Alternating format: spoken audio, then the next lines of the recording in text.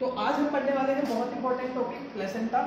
तो प्लेसेंटा में हम क्या क्या पढ़ने वाले हैं, बहुत ध्यान से देखिए। तो सबसे पहले हम क्या बोलते हैं, फर्टिलाइजेशन होता है। तो फर्टिलाइजेशन में दो गैमेट होते हैं, मेल गैमेट और फीमेल गैमेट, दोनों मिलकर एक सेल बनाते हैं। इस सेल को हम बोलते हैं जाइगोट। इतना समझ में आ गया? स्पेलिंग मिस्टेक है होती होगी। जाइगोट क्या बनता है? जाइगोट एक सेल वाली स्टेज को बोलते हैं जाइगोट। सबसे पहले जाइगोट बना, जाइगोट के बाद दो सेल वाली ये सेल डिवाइड होकर दो सेल में फिर से डिवाइड हो जाती है। अब इसको बोलते हैं यहाँ पे ब्लास्टोमियर। क्या बोलते हैं? ब्लास्टोमियर। ऐसे ही ये 4 सेल में डिवाइड होती है, फिर उसके बाद 8 सेल में डिवाइड होती है। 8 सेल के बाद ये डिवाइड होती है 16 सेल में। कितने सेल में? 16 सेल में डिवाइड होती है। ब्लास्टोमर बनने में अप्रोक्सीमेटली 30 आवर्स का टाइम लगता है और ये 16 सेल बनने में अप्रोक्सीमेटली 3 to 4 डेज का टाइम लग जाता है। 16 सेल वाली स्टेज को हम बोलते हैं, क्या बोलते हैं? इसको बोलते हैं मोरुला। क्या बोलते हैं? मोरुला। अब मोरुला जब बनता है, 16 सेल वाली स्टेज आती है, तो ये क्या करती है, ये इसकी जो सेल्स हैं वो ऐसे अलग अलग हो जाती हैं। मतलब कहने का मतलब क्या है, दो लेयर्स में बढ़ जाती है।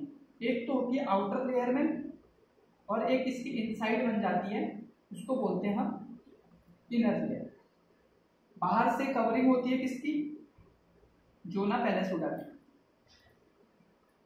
दोबारा बता रहा हूँ, जाइगोट बना, जाइगोट से ब्लास्टोमर 2 सेल वाली स्टेज बना, 3 से 4 दिन में 16 सेल वाली स्टेज बन गई। 16 सेल वाली स्टेज में दो लेयर बन जाती हैं, एक होती है आउटर और एक होती है इनर। अब इस आउटर को आउटर सेल मास बोलते हो आप, क्या बोलते हो? आउटर सेल मास, और इनर को इनर सेल मास।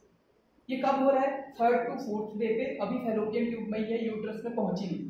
तो जैसे ही 16 सेल स्टेज बनती है 3 to 4 डेज में, और ऐसा स्ट्रक्चर बन जाता है, outer cell mass, inner cell mass और जोना पैलेसोडा। अब ये पहुंच जाता है 4th से 5th डे पे। कहाँ पहुंच जाता है? यूट्रस में। यूट्रस में जाते ही क्या होता है इसमें? अब यूट्रस में ये आपकी लेयर पहुंच गई, ये है जोना पैलेसोडा। इसके अंदर सबसे आउटर लेयर है,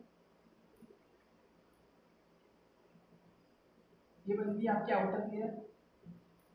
इसके अंदर और कुछ था, क्या था? इनर लेयर थी, जिसको इनर मास बोला था हमने।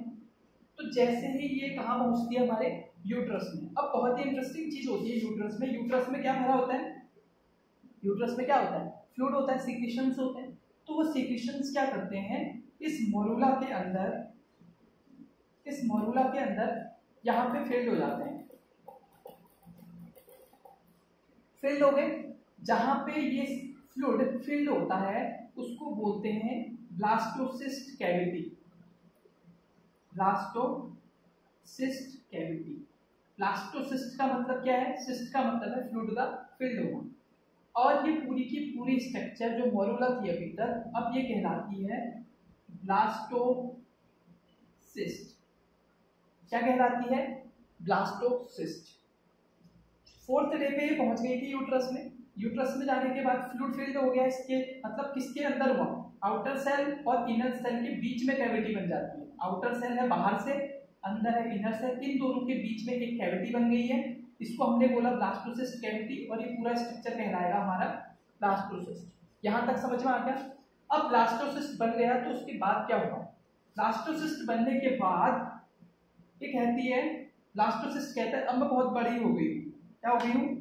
बहुत बड़ी हो गई।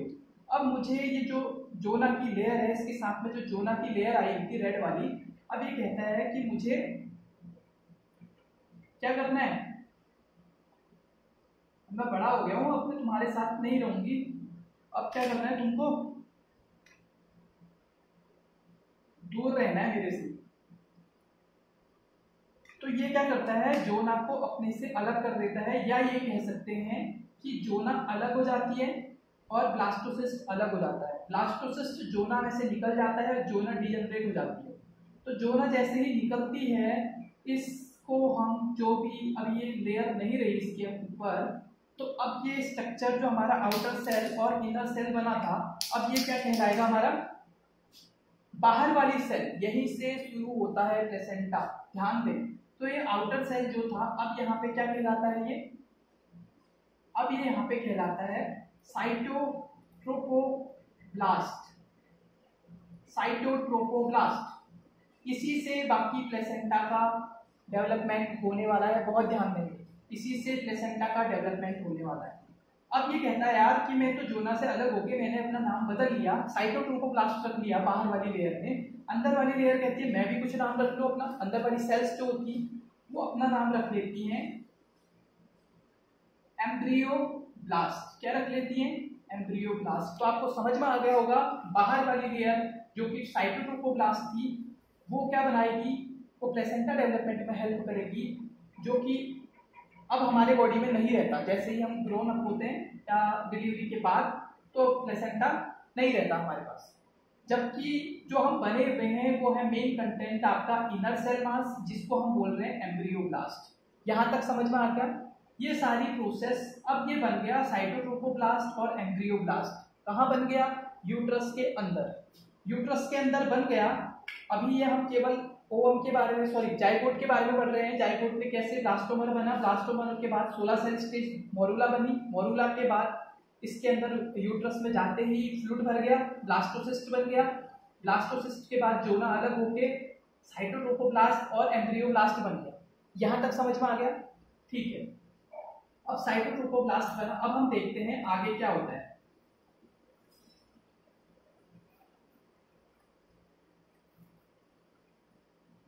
अब जैसे ही साइटोट्रोपोब्लास्ट बना, ये सारा तो एम्ब्रियो को बनाने के लिए हो रहा है, मतलब इस बार फर्टिलाइजेशन हुआ है और मेंस्ट्रुअल साइकिल चलेगी नहीं, मतलब अपनी एंडोमेट्रियम को प्रिपरेशन होना है। तो एंडोमेट्रियम में क्या क्या चीजें होती है, एंडोमेट्रियम में दिखाते हैं आपको। सपोज ये है एंडोमेट्रियम, ये एंडोमेट्रियम है, इसके ऊपर आप ये समझ सकते हैं कि ये मायोमेट्रियम है, पेरीमेट्रियम है, ये बाहर वाली लेयर, ये केवल है एंडोमेट्रियम। अब हमारा जो ब्लास्टोसिस्ट, जो हमारा साइटोट्रोपोब्लास्ट और जो बन गया था हमारा एम्ब्रियो बन गया था, एम्ब्रियोब्लास्ट बन गया था, वो यहाँ पे पहुंच चुका है। क्लियर हो गया? और ये हमारी एंडोमेट्रियम की लेयर है। क्लियर? अब क्या होता है, जैसे ही ये हमारा साइटोट्रोपोब्लास्ट और एम्ब्रियोब्लास्ट बनता है, ये क्या करते हैं, ये जो साइटोट्रोपोब्लास्ट होता है, क्या होता है, साइटोट्रोपोब्लास्ट बाहर वाली सेल, ये क्या करता है, कुछ सेल्स अपने से सीक्रेट करता है जो इसके बाहर से आ जाती है, ये क्लियर, इसके बाहर से आ जाती है, जिसको हम बोलते हैं, क्या बोलते हैं हम इसको, क्या बोलते हैं, सिन साइटोट्रोपोब्लास्ट, सिन साइटोट्रोपोब्लास्ट, सिन साइटोट्रोपोब्लास्ट। क्लियर हो गया? बहुत ध्यान से समझना है। जैसे यूट्रस में पहुंच गया हमारा एम्ब्रियो, तो उसके बाहर साइटोट्रोपोब्लास्ट थी, साइटोट्रोपोब्लास्ट कुछ सेल्स सीक्रेट करती हैं, वो सेल्स क्या कहलाती है, सिन साइटोट्रोपोब्लास्ट, SYN, सिन साइटोट्रोपोब्लास्ट। सिन साइटोट्रोपोब्लास्ट क्या करते हैं, इनका एक बहुत इंपॉर्टेंट काम होता है SCG सीक्रेट करने का। क्या होता है? SCG सीक्रेट करने का। अब इसके बारे में हम थोड़ी देर में बात करेंगे, पहले बात करते हैं एंडोमेट्रियम के बारे में। एक्चुअली एंडोमेट्रियम में क्या होता है कि कुछ ऐसे ग्लैंड्स होते हैं, और यही पे क्या होती है, ब्लड वेसल्स होती है ऐसे, और कुछ सेल्स भी होती है यहाँ पे। क्लियर है? तो ये एंडोमेट्रियम होती है। सपोज ब्लड वेसल्स होती हैं, ग्लैंड्स होती हैं और सेल्स होती हैं। ब्लड वेसल्स ब्लड सप्लाई करती है एंडोमेट्रियल लेयर को, ये सेल्स और जो ग्लैंड होती हैं, सेल्स और ग्लैंड होती है, ये दो चीज प्रोवाइड करती है, ग्लाइकोजन और लिपिड। क्या प्रोवाइड करती है? ग्लाइकोजन और लिपिड, न्यूट्रिशन के लिए। अब क्या होता है, थोड़ी सी और अगर हम इसकी स्ट्रक्चर बढ़ाएं, तो एक्चुअली जो एंडोमेट्रियम है, एंडोमेट्रियम भी सबसे इनर वाली लेयर भी, ये भी क्या होती है, तीन तरीके के सेल्स, तीन तरीके की लेयर से बनी होती है। एक लेयर सपोज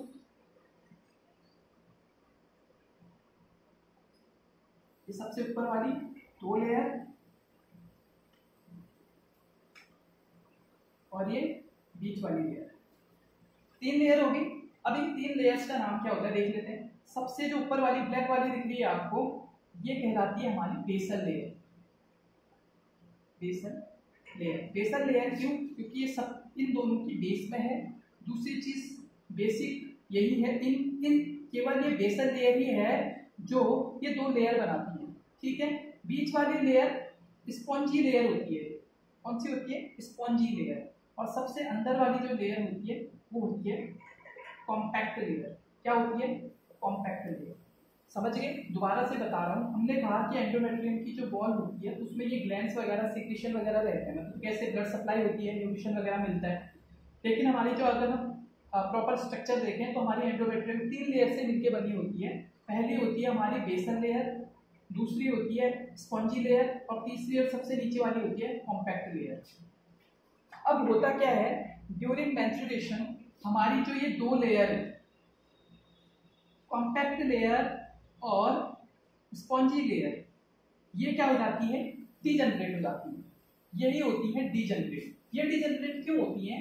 क्योंकि यहाँ पे जैसे ही डीजनरेट होने से पहले क्या हो जाता है, ये जो ब्लड वेसल्स और ग्लैंड्स वगैरह थी, ये ब्लड वेसल्स बंद हो जाते हैं। ऐसे जैसे ये ब्लड वेसल बंद होते हैं और ये ग्लैंड्स भी सिक्रीशन बंद कर देती हैं, तो इसको न्यूट्रिशन नहीं मिल पाता, और जैसे इसको न्यूट्रिशन नहीं मिल पाता ये शेड ऑफ होके मेंस्ट्रुअल साइकिल में चले जाते हैं।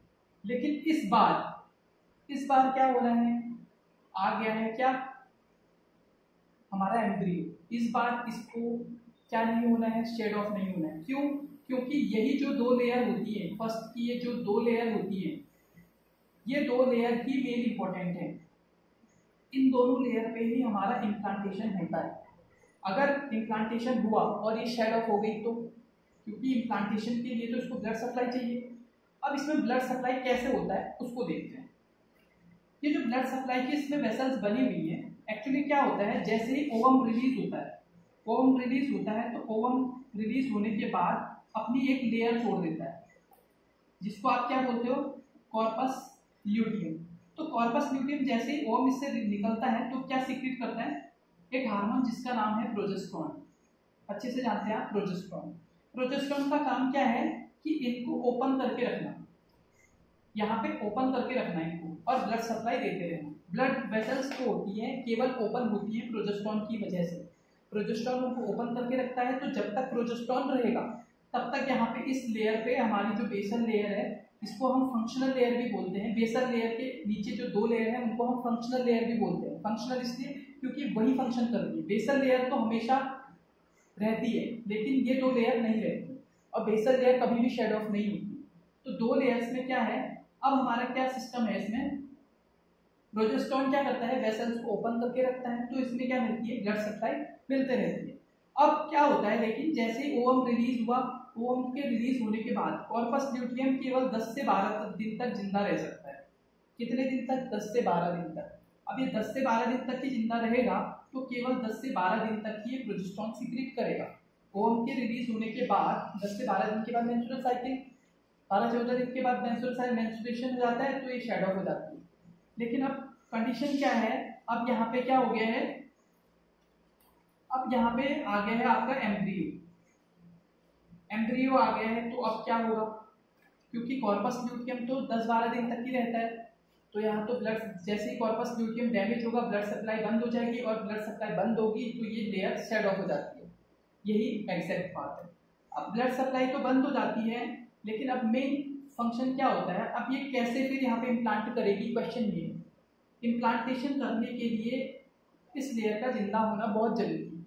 तो होता क्या है, जैसे ही यहाँ पे क्या होता है, ये एचसीजी सीक्रेट करता है, हमारा एम्ब्रियोब्लास्ट क्या सीक्रेट करता है, एचसीजी।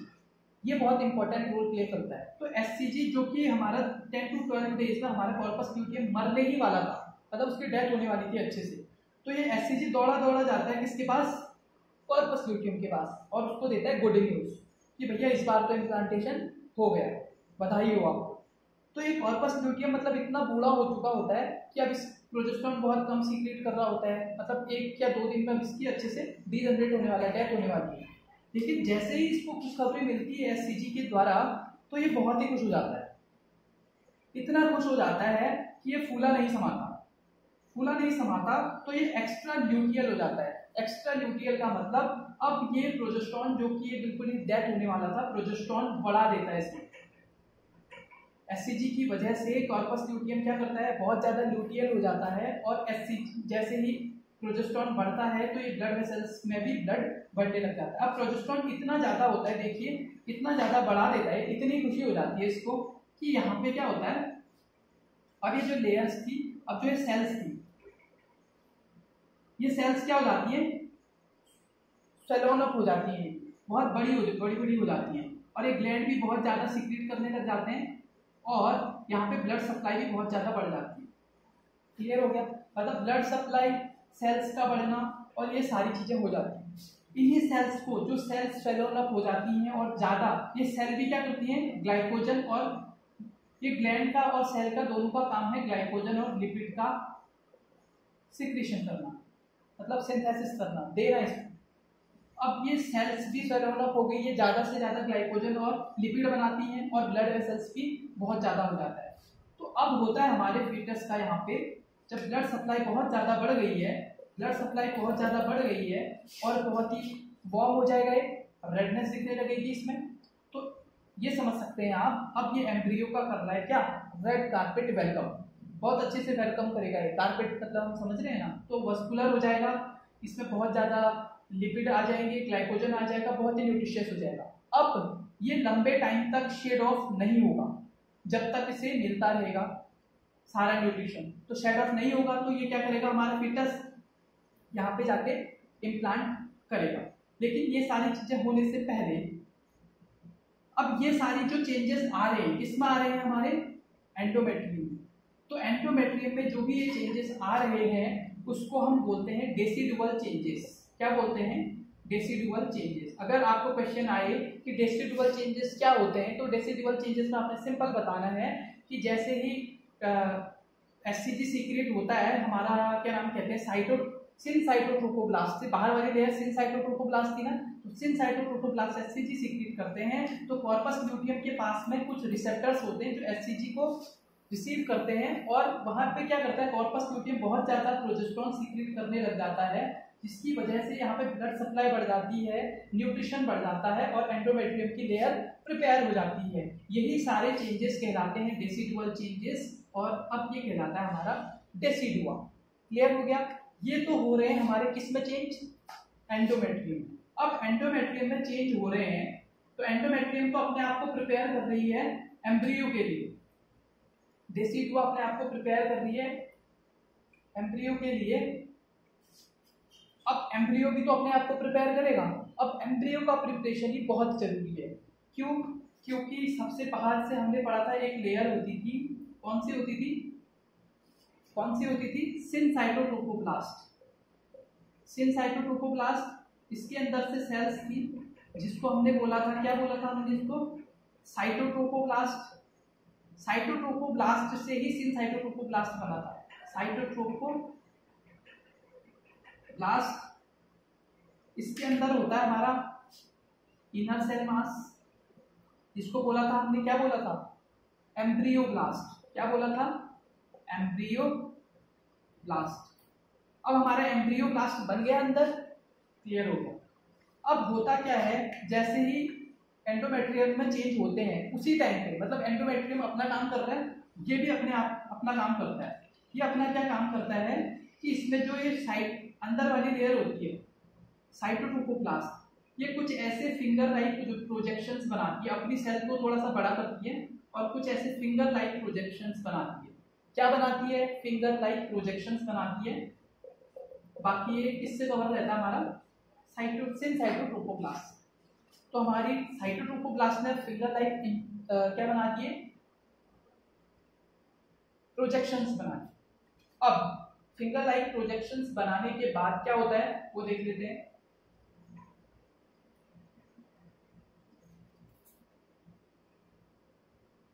ये हमारी लेयर है साइटोट्रोफोब्लास्ट, सपोज इसके अंदर है हमारा इनर सेल मास, ये हमारी फिंगर लाइक प्रोजेक्शंस बनी थी। क्लियर है?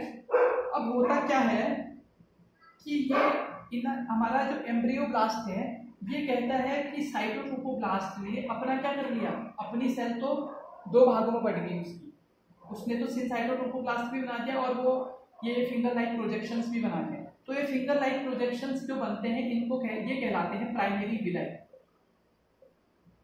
क्या कहलाते हैं? Primary villi. अब ये किस चीज से बने हैं? ये केवल बने हैं साइटोट्रोपोब्लास्ट से। ध्यान दीजिएगा इस बात पे, किससे बने हैं? साइटोट्रोपोब्लास्ट से और सिन साइटोट्रोपोब्लास्ट से जो फिंगर लाइक स्ट्रक्चर्स जो विलाई बन रहे हैं हमारे, वो कहलाते हैं प्राइमरी विलाई। प्राइमरी विलाई केवल दो चीजों से मिलकर बन रहे हैं, साइटोट्रोपोब्लास्ट से और सिन साइटोट्रोपोब्लास्ट से। क्लियर हो गया इतना?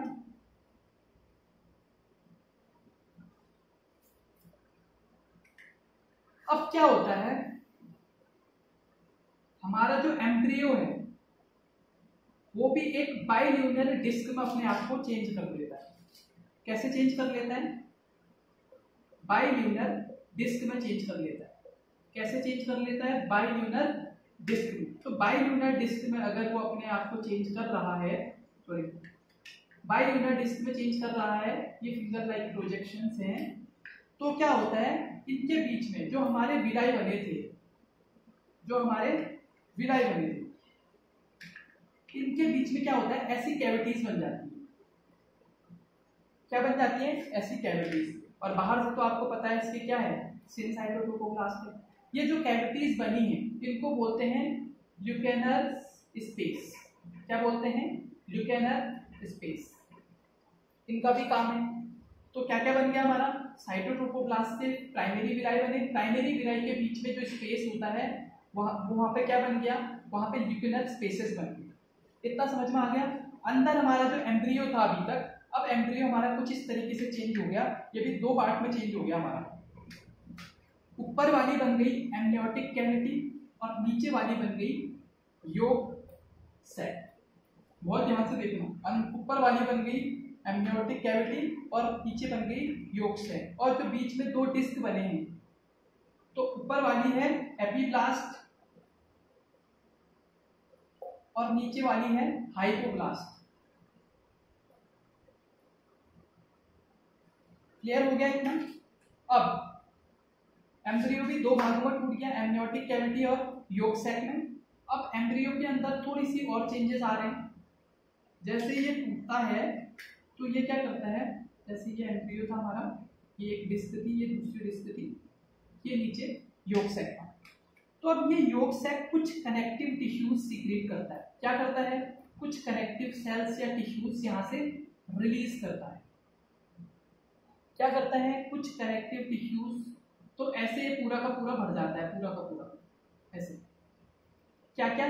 साइटोट्रोपोब्लास्ट और जो एम्ब्रियोब्लास्ट था, जो हमारा एम्ब्रियोब्लास्ट था, उसके बीच में एक टिश्यू की लेयर बन गई। मतलब पूरा ऐसे, अभी लेयर नहीं बनी है, अभी पूरा ऐसे भर गए। क्लियर हो गया आपका? इसको हम बोलते हैं, क्या बोलते हैं इसको, क्योंकि ये एम्ब्रियो है जो ग्रीन कलर का दिख रहा है आपको, एम्ब्रियो के योक सैक ने, ध्यान दीजिएगा एम्ब्रियोटिक कैविटी ने नहीं बोला मैंने, योक सैक ने क्या करा, मतलब ये एम्ब्रियो है पूरा का पूरा, तो एम्ब्रियो ने ही सीक्रेट करे कुछ टिश्यूज। तो एम्ब्रियो ने ही जब टिश्यू सीक्रेट करे तो इन टिश्यूज को हम बोलते हैं एक्स्ट्रा एम्ब्रियोनिक, क्योंकि एम्ब्रियो से बाहर सीक्रेट कर रहे हैं तो एक्स्ट्रा एम्ब्रियोनिक। जो एक्स्ट्रा एम्ब्रियोनिक मेसोडर्म, ये कहलाती है एक्स्ट्रा एम्ब्रियोनिक मेसोडर्म। अब ये एक्स्ट्रा एम्ब्रियोनिक मेसोडर्म में होता क्या है, अब ये देखते हैं।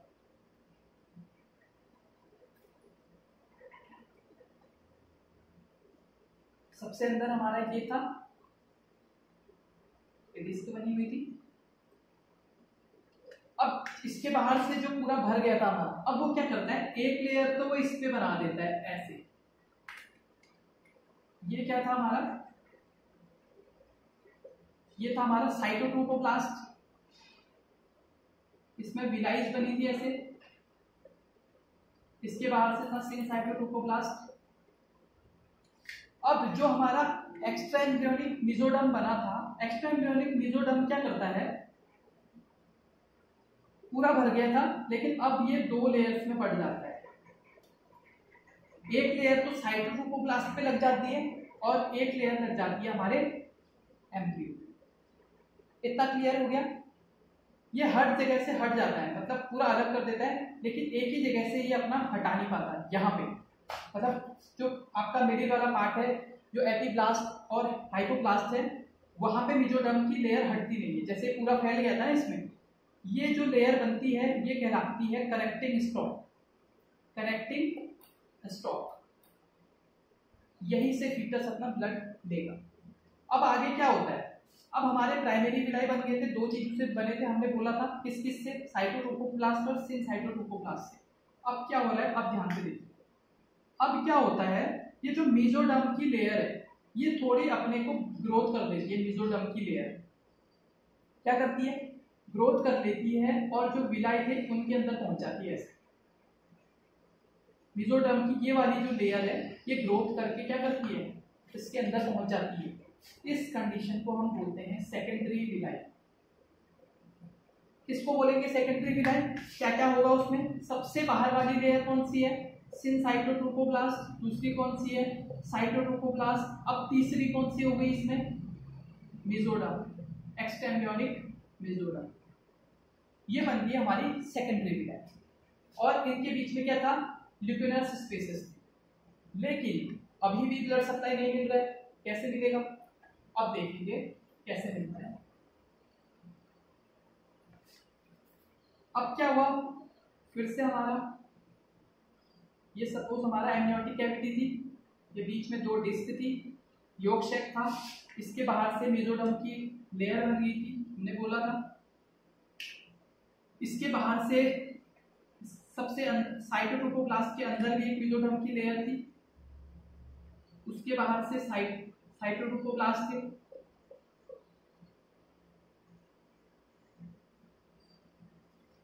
उनमें विलाइज, साइटोट्रोपोब्लास्ट में विलाइज बनी हुई थी ऐसे। विलाइज के अंदर क्या बना था, ल्यूपिनर स्पेसेस बने थे ऐसे।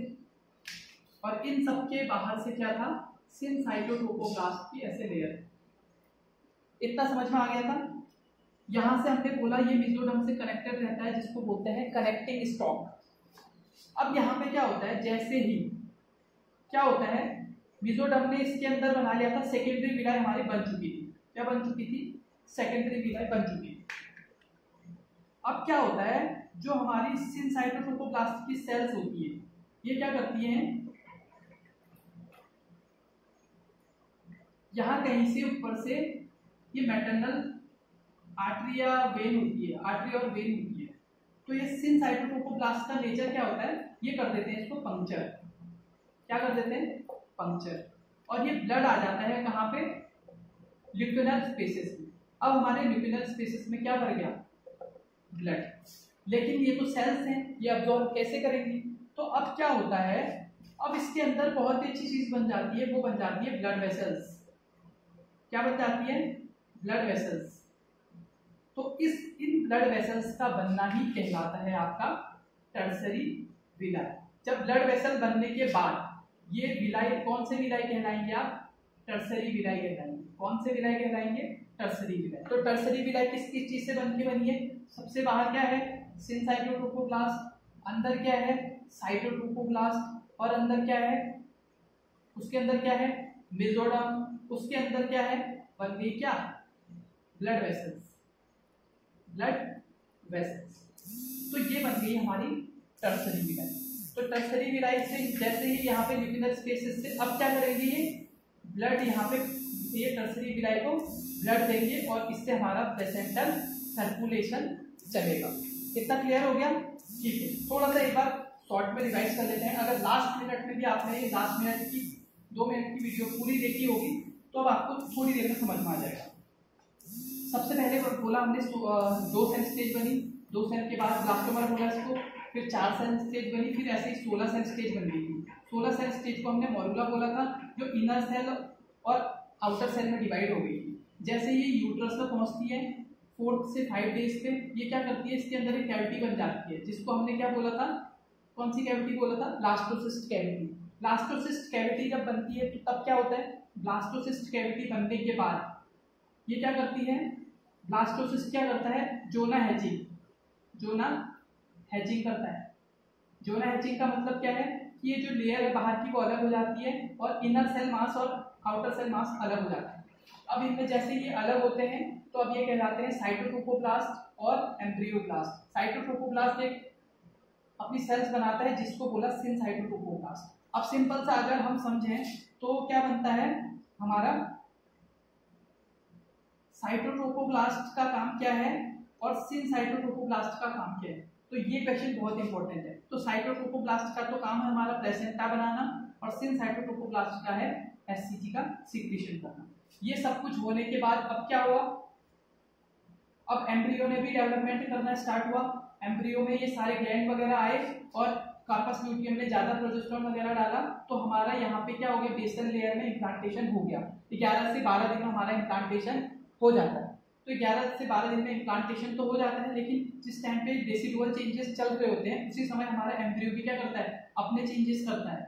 सबसे पहले क्या करेगा, विलाई बनाएगा, प्राइमरी विलाई बनाएगा। प्राइमरी विलाई किससे बनेगी, साइटोट्रोपोब्लास्ट से। फिर क्या होगा, इसके अंदर क्या जाएगा, फिर इसके अंदर मेसोडर्म भी चले जाएगी, फिर ब्लड वेसल्स बनने लग जाएंगी और ये ल्यूपिनर स्पेसिस से क्या करेंगे, जो मैटरनल ब्लड था मैटरनल वेसल्स को ये साइटोट्रोपोब्लास्ट ने पंचर किया और ब्लड आ जाता है ल्यूपिनर स्पेसिस पे और वहां से किसको मिल जाता है, इन टर्सरी विलाइस को मिल जाता है। और टर्सरी ऐसे होता है हमारा प्लेसेंटा का सर्कुलेशन।